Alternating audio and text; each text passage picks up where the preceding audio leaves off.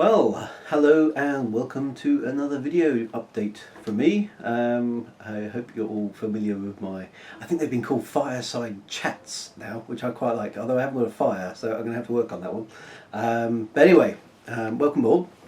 It's good to speak to everybody again.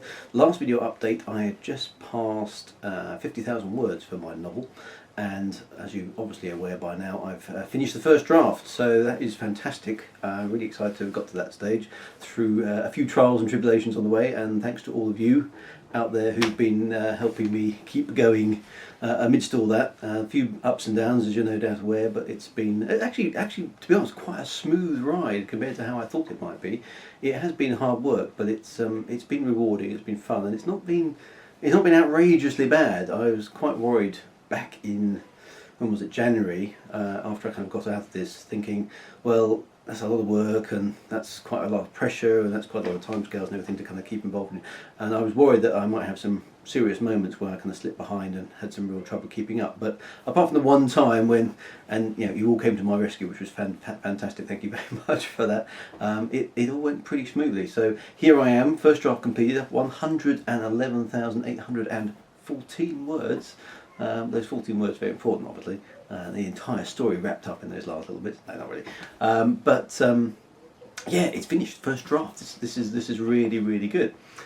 So that is now off with my editor. In fact, it's just come back. I had an email this morning saying, here you go, it's back. Here are your last suggested changes from an editing perspective on a chapter by chapter basis. So I've got to work on those next week.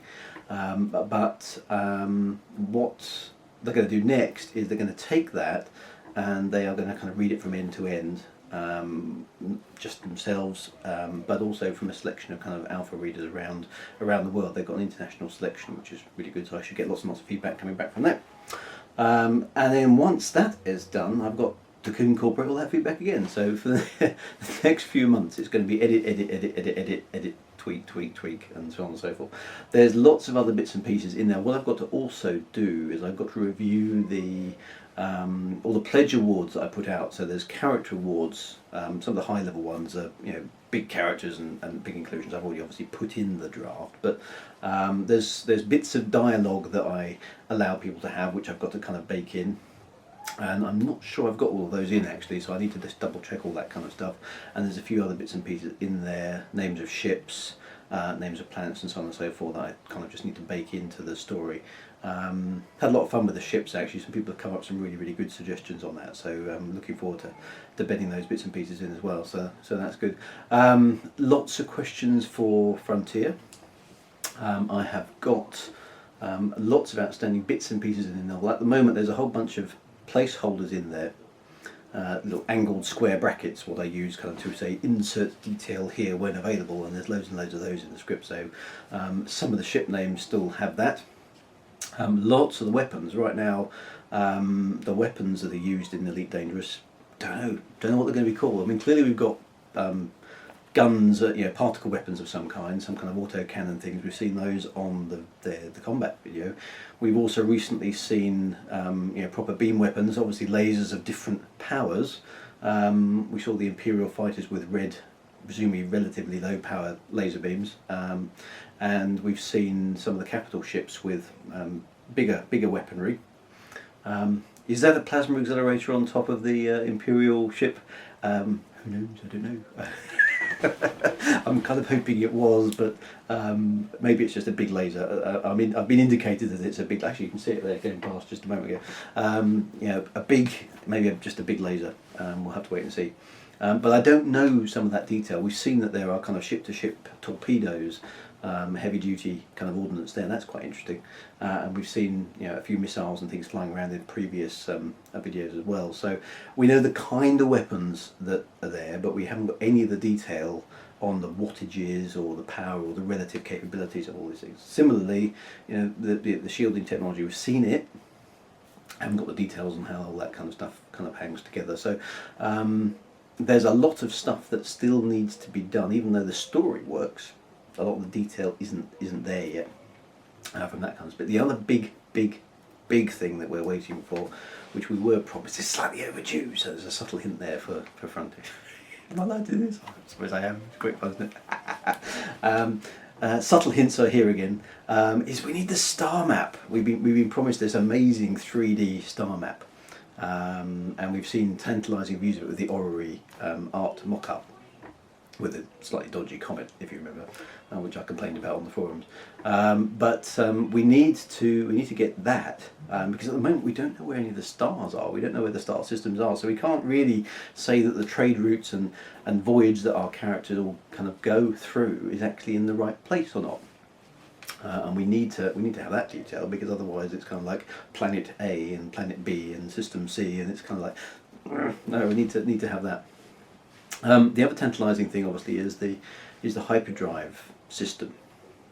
So we've seen again on the recent combat video that there is some kind of through space hyperspace drive that's really, really fast. I mean, they were travelling at insane speeds there. Really looking forward to seeing how that's kind of play out in the work. In terms of what that's capable of, how fast does it really work, how fast does it travel between systems, we've kind of got estimates. But short of actually playing the game, we're not really going to have a chance to figure out exactly what that looks like. So there's plenty of stuff like that we need to kind of lock down before we can say we've finished the story. Where I am at the moment with that is the story in terms of the characters, the situations, the interesting bits in terms of you have this bits of tension here, and then you have another piece of tension there, and so on and so forth. All that's done. It's all fixed. It's all working. I'm waiting to see what my readers kind of think about that in terms of, does the plot make sense? Have they found some glaring plot hole that I haven't seen when I'm writing, saying you need to solve this one because otherwise everyone's going to be going which I'm hoping to avoid, because that's a big thing of mine. I hate plot holes. I mentioned, oh my grief, it's almost a year ago now.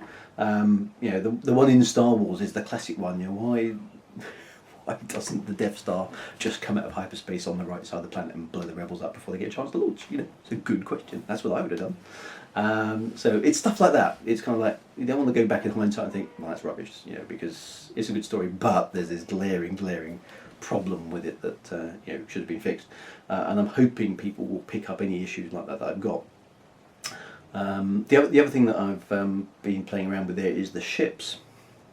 Now, we've had some access to some of the ship designs which the rest of you won't have seen. You'll have heard some rumours, but we've actually got a document which describes all the ships. Not all the artwork's in there, not all the details in there. We've got some that have just got name of ship ? That's all the detail we have, but at least we know that it's a ship called that there. But I've had to go through my the ships that I use in the game, in the book, and put the right kind of ship dynamics in. So you've seen things like the Anaconda and the Cobra and the Viper. We've seen the Imperial Fighter. And there are a few other ships that you'll have seen in the newsletters from Frontier that are also being used. Now I'm trying to balance my use of new ships against the use of some of the old classics as well. So I want the story to appeal to people who know the original game, obviously with the Cobra and the Adder and the Snake style ships that were common with the original game. But I do want to make reference to the middle game as well, because obviously in the last few months I've done quite a lot of research and played Frontier Elite 2, get these right, Frontier First Encounters. I've played them a bit to try and get under the skin of those games to make sure that I'm giving enough homage to them as well, because there's, from the perspective of Elite Dangerous, those games are just as important as the original one. In fact, for many people, that's all they've ever seen. They've never really got on with the original game because it was so far before their time that it's kind of history. Things like the Eagle, the starter ship from the later games, I want to give that a bit of space, that's in there as well. And of course, my story is all about the Imperials, and the Imperials have the coolest ships, I think. So some of the very significant Imperial ships also feature, and have particular roles to play as well. But then of course there's all the new stuff, all the Elite Dangerous, specifically new ships which we haven't seen before in any of the previous games. I want to bring them in, and I've got to kind of balance up what I use which type of ship for. And I've had a bit of a play around with those kind of things. So that has been really, really good as well. So rounding that up, lots of editing, lots more detail still required.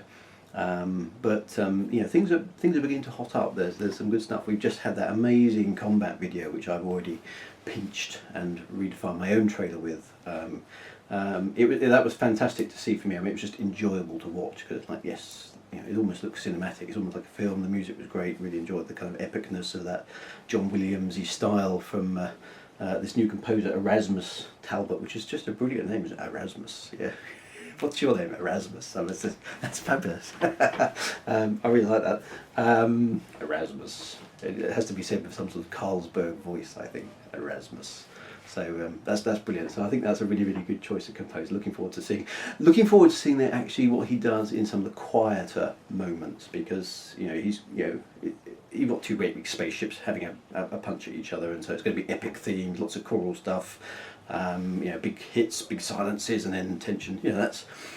I'm not saying it's easy to do because I can't write music like that at all, but you can kind of go, yep, you know what's coming. That's predictable-ish.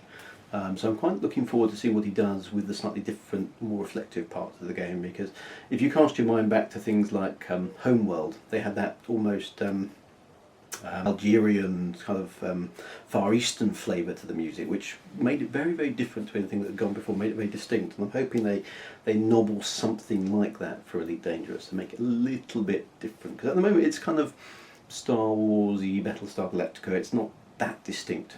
I think they need to do a little bit more, but we'll see. I get a chance to play around with that sort of stuff as well, because I always like to have a bit of music to accompany the stuff that I do, and it gives me a chance to kind of improvise around that. But I'm no real musician, so I leave that to the likes of the Strouds and the PA Grooves of the world, who are actually doing some great stuff over on the SoundCloud online. So that's really exciting as well. So so we've seen the amazing combat footage. That was fabulous. Really, really enjoyed seeing that. I've got a piece in my book. I was watching that thinking, this is chapter 15.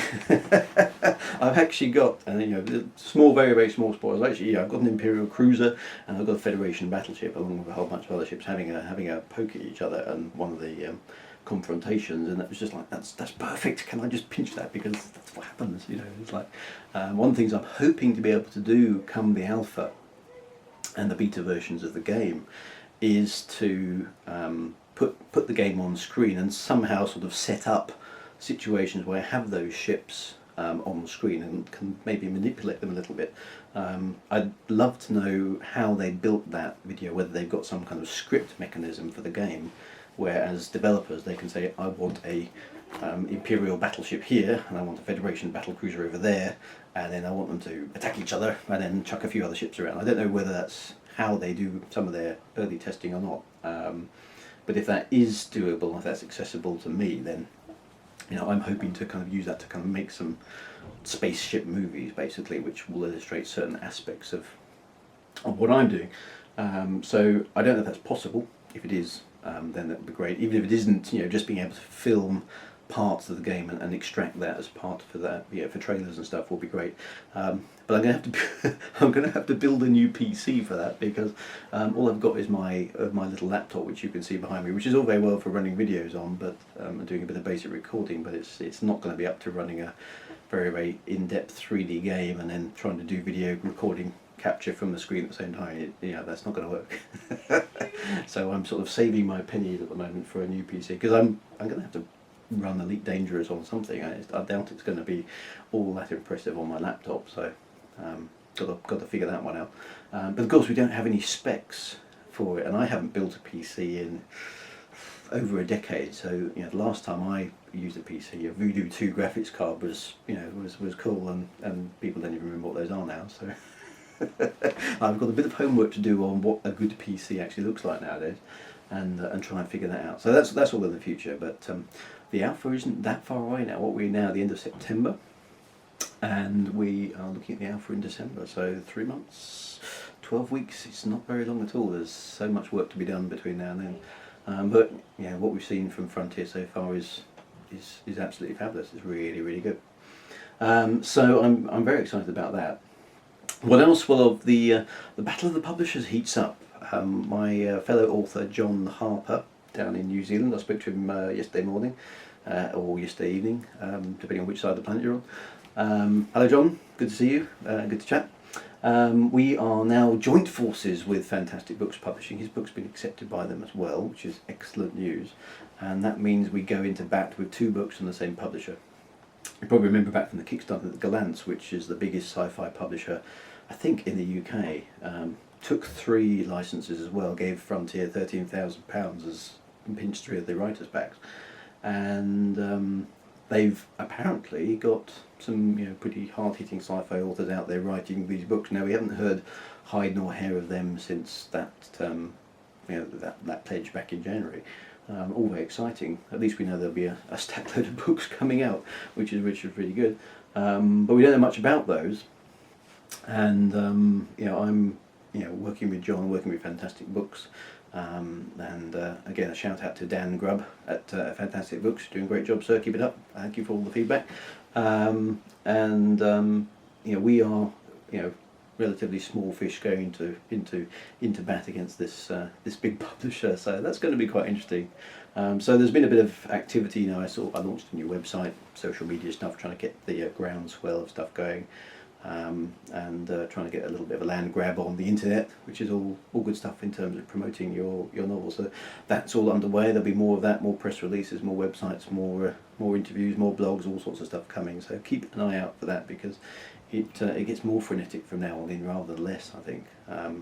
Both John and I have finished the writing aspect of the first draft, lots of editing, lots of tweaking to do, but that bit is done, so that bit's drawn to a close now. Now we're into the more serious side of trying to get everything ready, making sure that everything's lined up, and making that buzz. So if any of you have got places where you can kind of promote things for us, we would be very much appreciative of that. Just spread the news, make a buzz, make some noise, and keep these things in the foreground, because that will be absolutely appreciated, but it will also be vital for the success of these books, which will be great. So I'm looking forward to that. So I have some questions sent to them. I promised that I'd answer them, so I'll do my best. I've picked 3 of them out, which I think are hopefully representative of the sort of questions that most people are asking about the books at the moment. And I will do my best, kind of live. I've sort of rehearsed this a little bit, but I try and pitch the camera in one take if I can, because it just makes the job of editing a bit easier. So here we go. Here's the questions. First one, and I do apologise here for pronunciation. I'm a bit of a stickler because my name gets mispronounced all over the shop, but I will do my best on this one. So the first question is from Jurian Wittenberg, who asks, how does it feel having insider information on the game and not being able to discuss it with most people? Do you become teasing to others that aren't in the know? Do you become reclusive and anxious not to reveal anything? Or are you openly discussing it with the other writers? Well, we definitely openly discuss it. The Writers' Forum is quite good for that. So when something comes out, then we kind of all pile in and review it and chat about it. So there's usually a flurry of activity on the Writers' Forum that follows any kind of tidbit of information. It is a bit frustrating not being able to talk to the wider Elite community about it. I mean, for example, we as writers knew that Frontier were going to include bits of the fiction in the game quite a long time before everybody else did, and they announced it at LaveCon, which was really exciting. We couldn't tell anyone. It was like really annoying. So it was really nice when it came out, because then we could talk about it. We don't get too reclusive, I think. We try and be as open as we can, I think, with everything that we do have and work without. But we do have to be mindful that we've signed a contract, and if Frontier says you're not allowed to reveal this, then we aren't allowed to reveal this. It's proper kind of non-disclosure stuff. So that's quite good. The other side of the coin is interesting. We do have quite a lot of information. For example, one of the big things that we've got that we're not allowed to reveal is the timeline of events between the 21st century and the 31st century. We've got a complete list of all that sort of stuff, and that gets updated on a regular basis. Now, that may sound like a really interesting piece of information, and for a writer it is, it tells you everything that happened, but it's a little bit like, if you remember in The Wizard of Oz, you've got this, right at the end you've got the amazing Wizard of Oz, and he looks fantastic, and then you just find he's a guy behind a screen with a few levers. It's a bit like that. If you got hold of some of that information, I think you go, for a moment you'd be like, oh, I've got hold of all this information, and then suddenly it would be kind of like, oh, I've kind of spoiled it for myself. So it's a little bit of a double-edged sword, that one. We have got all this information. Do you want to see all that information? Actually, you're probably better off not having it, because it would be more exciting. And we know some things that are going to happen in the game which you don't, and actually it'll be more fun for you to just discover it rather than have it revealed to you. So I know that kind of sounds a little bit like wait and see, which is the thing I used to hate when I was a kid, but trust me. Am I allowed to say that? Is that fair? It's probably a bit mean, but there we go. I can't help it. We can't tell you everything, and there's some good stuff. There's some good stuff. Second question is from Jonathan Hammond. How have you found working with your readers before they've got anything to read? Clearly keeping your backers informed and involved takes real effort on your part, but hopefully you're enjoying the company. And in short, would you do it again? So, engaging with backers, I really enjoy sticking up a blog article and then seeing the comments coming. Whether I'm talking about something historic in Elite, whether I'm talking about something that's happening on the forums now, or whether it's kind of, here's a cool thing that we've just discovered, or I've just passed a master, or anything like that. When I do an update and see the comments come back and I get the emails in, that to me is like, oh, brilliant, this is just really engaging. For a writer, it's kind of just, really inspiring to get that feedback and know that you're connecting with the people who are interested in what you do. To see comments on the Facebook page and on Twitter whereby people say, oh yeah, I just can't wait for this book, give it to me now, kind of stuff. If I could give it to you now, I would, but it's not ready, so you don't want it yet because it's not good enough. That's brilliant. I love that engagement. So having all that stuff kind of going on, it's been really fun for me. Right from when the Kickstarter kicked off back in November last year, to now, to have that kind of constant engagement. You kind of got to get to know me. Loads and loads of you knew of me before we started this, but loads and loads of you had never heard of me before, and now I've met all these people who are into Elite. Virtually everybody, with the exception of Dave Hughes at LaveCon, I had never met before. Some of them had heard of me, but most of them hadn't. And so, all these people are incredibly enthusiastic for Elite, all piling in, doing stuff, generating content. We all got on because we had this massive, massive thing in common, despite coming from all sorts of different places. So, working with my readers before the book, that's it. It's all about the blog and the Facebook and the Twitter and all that kind of stuff, and it's a powerful thing. I find that kind of really exciting because there's always something happening. There's a new Mobius piece of work, or Lave Radio have done some kind of new update, or one of the other authors has posted something, or there's a new piece of artwork. Some of the drabbles on there are really interesting. And of course, Frontier's chucking things out. They've got their newsletters, they've got their interviews with various staff members as well. There's always something to discuss. It never stops. There's hardly a day goes by where there isn't. Oh, well, how about this? Let's go and have that. So there's always something to kind of get stuck into, which is great. Would I do it again? I might take a bit of time off, to be honest. It's pretty exhausting. Doing a 9-to-5 job in the week, and then doing the writing, and then kind of having to react when stuff happens, because time waits for no man. I was at work on Friday when that combat video came out, and I saw it all appearing on Facebook because my phone suddenly just went berserk. It pings every time I get a Facebook message. And Psycho Cow, thanks Psycho Cow. Every single word was a new message. Can't you just string them all into a sentence? That will make my phone a lot better. There I was, very serious meeting, my phone goes berserk, and I'm desperately trying to make it quiet, and I'm thinking, it must be something to do with Elite, I really need to, and all that kind of stuff. And it was on YouTube, and I can't watch YouTube at work, so I had to wait until lunchtime to kind of get that sort of stuff out. So anyway, it's exciting, but it's a bit tiring. It is very, very exciting. It's only going to get worse, I think, as we get into the alpha versions of the game and all the promotion and the launch activities and all that kind of stuff. So I might take a bit of time off after it, but will I do it again? Yes. I mean, it's been a fantastic ride. So yeah, really, really good. Last question, Matthew Benson. What did you take away from the feedback of your reading of a part of the prologue at LaveCon? Will it change the way you write or publicise a novel, or continue with an audiobook plan? That one was a big surprise, to be honest. I said to the Lave Radio crew, look, I mean, if they sort of sent a bit of an email out saying that we're looking for content because this thing's got a bit bigger than we thought it was going to be. And I just sent them an email back saying, you know, I'll do a reading from my book if you like, just a bit of it, you know, nothing too big. And they sent back an email saying, yeah, that'd be really, really good. Can you do that? I said, yeah, no, fine, I'll just prep something. And I didn't really think about making it too much of a big deal, to be honest. You know, it's just something to do. And I wasn't quite sure of the format. I wasn't sure if it was going to be, you know, me sitting around the bar with a few guys who were interested in my book and everybody else would be off doing something else. But they kind of baked it into the overall format, which was really good of them. So I did rehearse it a bit because you kind of know me by now. I don't like to do things that I'm not prepped for, and I like to do things properly. So I edited a bit of the prologue kind of with an audio version in mind, and then rehearsed it a bit. I put a few slightly different voices to the different characters to kind of give them a bit of distinction, and I did that.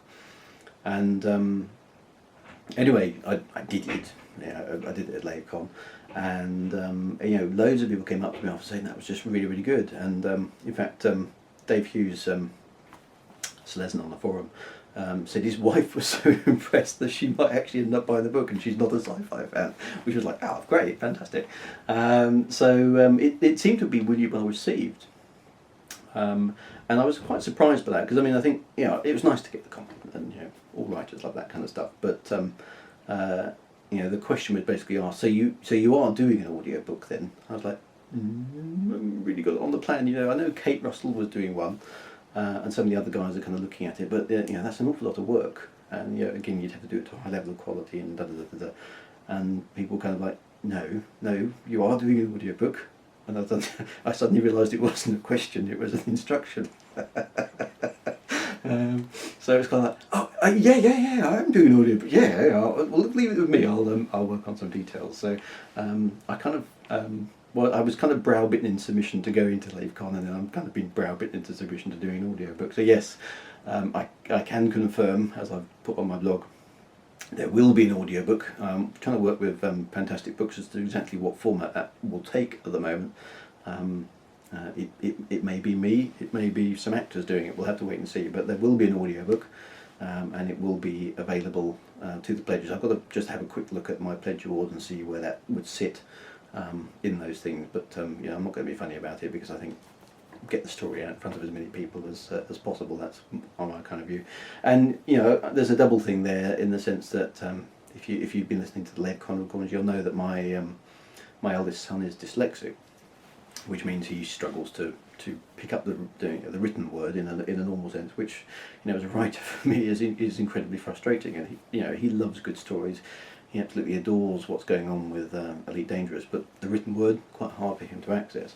So an audiobook version of that would really be great. He's an intense fan of Chris Jarvis's Escape Velocity series, so looking forward to that one coming out as well. So hurry up, Chris.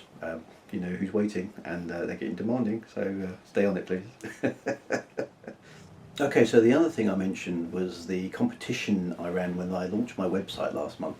So thanks for all of you who turned up to an online event, which is a bit of a strange thing, but there were loads and loads of people. My analytics counter for the website kind of went into overdrive that evening, which was quite fun to watch. And it was nice just to see, you know, again, a vote of confidence and all the support coming in. So again, thank you very much for all that. That was really good. But there was a competition there to win a signed copy of Status Quo, which is the first part of the Elite saga that I wrote. Well, I wrote that one back in 2006, so that's ages ago now. And at the time, I had a few print copies made. Now they've all gone apart from one, which I had left, and here it is. There we go. Where's the camera? There we go. A real version of the book, there you go, of Status Quo, which is set in the Elite universe, which is very like the original Elite, but with a few extra bits of kit and stuff. And so this version, this is the first edition version, so it actually has some typos in it and some bits that got tweaked later on that we didn't discover at the time. So it's kind of it's a proper collector's item. So there were quite a few competition issues actually. Everybody went for a Drabble in the end, which I thought was interesting. The Drabble seemed to be the art of the moment. So and there were quite a few of those, but I ended up with one that I particularly liked, and actually one of the question askers is the winner. So with no further ado, Matthew Benson congratulations on your winning entry, and I thought just for fun I would read it out because why not? You know, it's a drabble. It's something that can be done. So here we go. This is why I can't wait for Elite Reclamation, which he conveniently abbreviated to WICFR.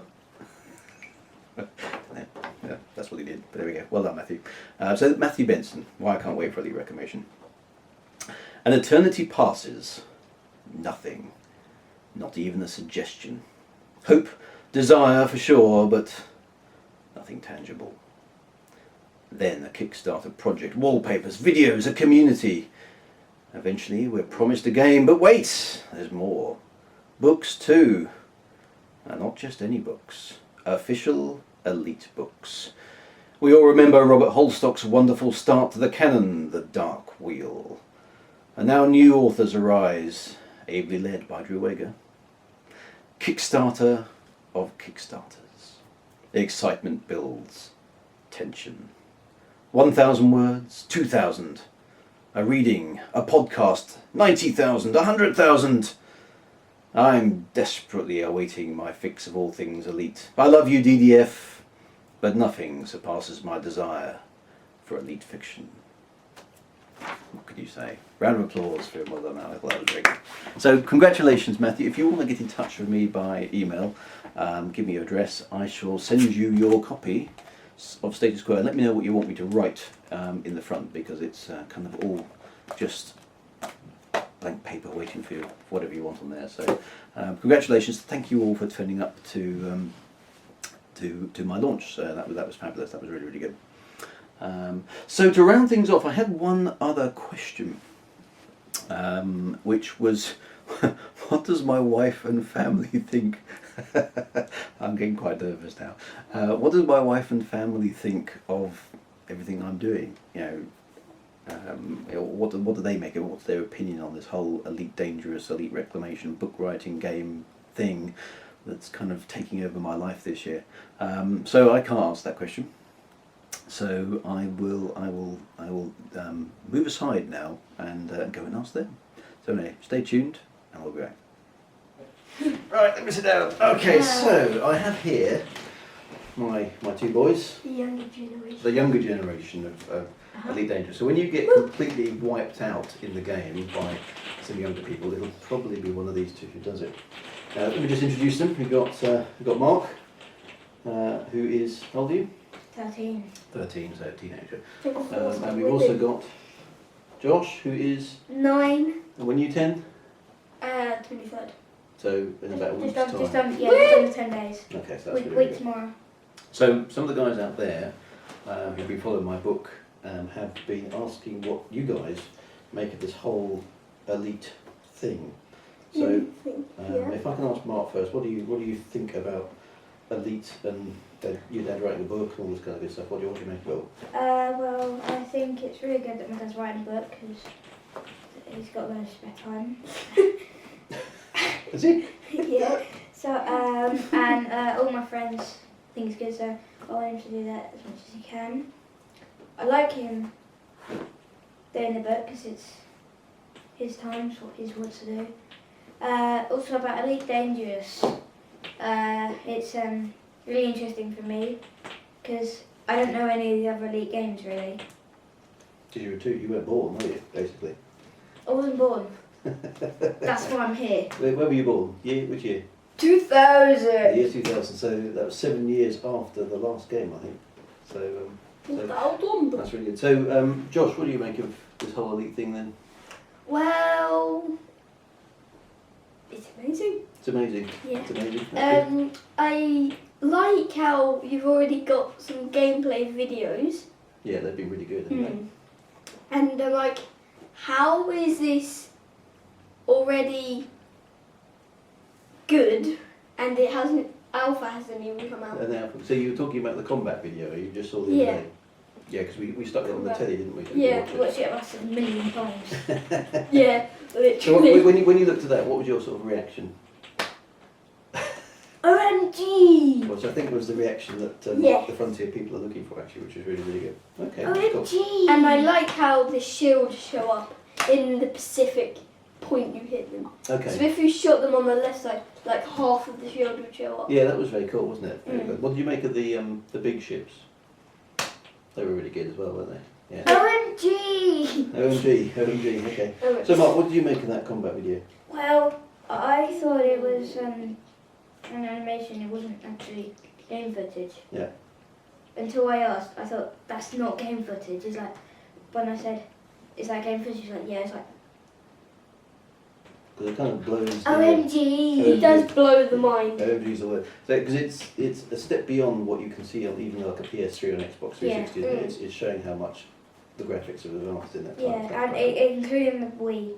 Even the Wii. I mean, the Because Wii is Wii's not. quite old school now, isn't it? Yeah. Yeah. That's Although good. they have. It's even better than that game that I was just playing. Yeah, but that game's terrible. It isn't though. Don't argue on camera. So, a question for you. A question. So, this whole book writing business that your dad's been doing, what do you make of that, Josh?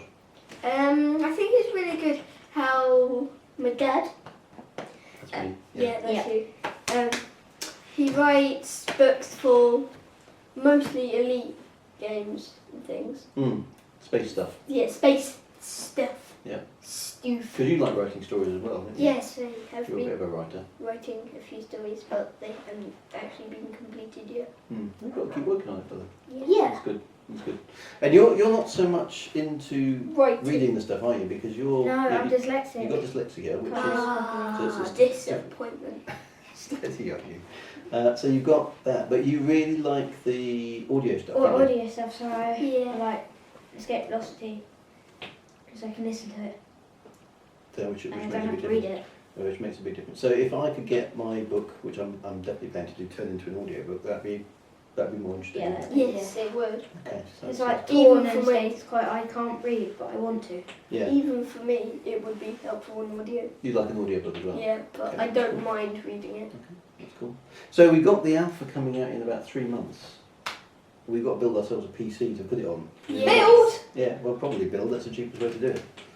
Yeah, we want to buy one. It takes all the fun out of it.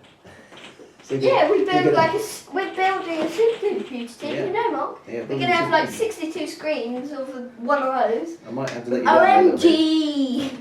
Anyway, How many times did you say that? One? far too many times. So anyway, any last words? You've got one sentence each. Ooh. Mark, you go first. For the guys out there who can follow my Thanks. book. Yeah, put it on the spot.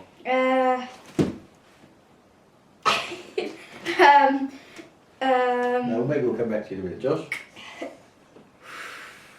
Tough one, isn't it? Yes, it is. Maybe you just want to blow stuff up. Yes, I do actually. That is Right, really I've got it, amazing. I've got it. I do want to blow literally something up Okay, so there's a lot of... without getting the police on me. Oh yes, yeah, because the So bikers come like and there shoot you. could be asteroids that I Okay. could blow up. Well, there could be a lot of old 40-something players out there that you can kind of just pwn.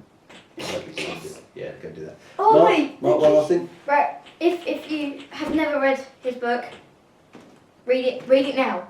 Do it now. Now. I didn't script that, obviously. Do it now. Good stuff. Right, we'll sign off anyway. So, what do we say? Let's say right on, commanders. Ready? 1, 2, 3. right on, commanders! So I thought I'd just continue the tradition of asking various people about this. So I just introduce my long-suffering wife. This is Anita. Hello. Just to kind of get her view on this whole kind of elite thing. So if I can start off with a question, which I've been asked. Did you even remember Elite from way back when, back in 1984? Way back when I was small. Yeah. I do remember really. My brother was much better at playing it than I was. I did have a go, but I wasn't very good. I spent most of my time crashing into the space stations and never earned enough money to get a docking Docking computer. Docking computer, that was the one. I could never get one of those, so I spent most of my time crashing. That was good. So did you had it on the BBC, didn't you? I had it on the BBC, yes. So you obviously were a bit luckier than me. I only had the ZX Spectrum. I did get quite bored in the end of crashing into space stations, so I. So you weren't elite then? No, No. I was. It was mostly harmless. Mostly harmless. Mostly harmless. Until I then decided I'd got a bit bored, so I decided to pinch all the narcotics That gets you in trouble with the Then I had police. the police chase me quite quickly actually. Another wasn't very good at flying either. They caught me. Never mind, never mind. And you had a really nice way of describing, on the original game there was the scanner. Oh yes, at the bottom. Yeah, that's it. So, and what were the... I always thought they looked like periscopes on submarines. As they used to pop up with little bits on the top. So periscopes on the scanner. Yeah, I don't think they're coming back in the new game. So I think they're okay. I thought it was the best graphic. Yeah, it was good. That's all we could do in those days, of course. It was really good. So fast forwarding. What were we there? Fast forwarding. Quite a few years. Lots of years. Yes. What do you make of this whole elites come back from from the darkness? I think it's really exciting actually. I think it's great to see a game that obviously did so well back then coming back and doing quite well now, and not just with our generation but also the younger generation really getting into it as well, and it's nice to see something that's a little bit different on the computer games as well. Yeah, because a lot of the computer games now are the driving games where you seem to just charge around and crash into things as fast as you can, and there's the shooting everything you can games, and that seems to be about it. There doesn't seem to be much variety. It's quite nice to see something, even though Josh just wants to spend most of his time blowing things Blowing up. things up, yeah, we've heard that a few times, haven't we? Yeah, no, it's pretty good. So, and then obviously, around the game, there's all this fiction that's suddenly kind of hoping to be, I've written all these books in the past, but what does it feel like to suddenly have this huge project just sort of hoping to you? Again, I think it's really exciting. It's really nice to see more than just the game. It's encouraging people to read. It's encouraging the children to read. It's encouraging people to think about the background to it. So it makes it more than just a shoot 'em game. It gives a lot more depth to it, and I think it's quite exciting. Very interesting and great interest for you as well.